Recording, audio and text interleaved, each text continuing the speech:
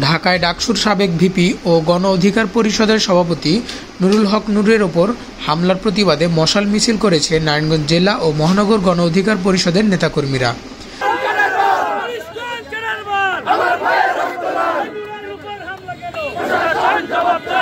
শুক্রবার 29 আগস্ট রাতে শহরের জামতলা এলাকা থেকে এই মশাল মিছিল বের করেন তারা।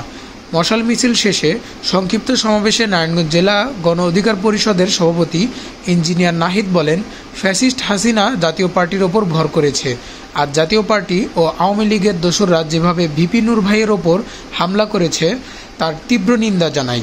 সংবাদ সম্মেলনের সময় যে হামলা হয়েছে তা নজিরবিহীন।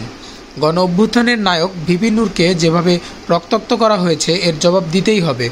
তিনি আরও বলেন, আমরা যখন মিছিল নিয়ে আমাদের কার্যালয়ের দিকে আসছিলাম তখন জাতীয় পার্টির নেতাকর্মীরা পেছন থেকে আমাদের ওপর হামলা করে।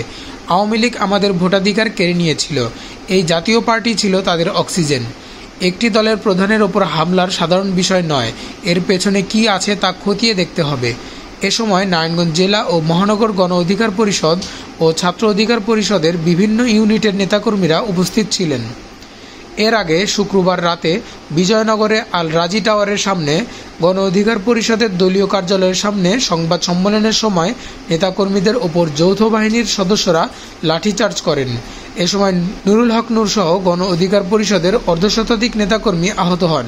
নূরকে গুরুতর আহত অবস্থায় ঢাকার একটি বেসরকারি হাসপাতালে ভর্তি করা হয়েছে।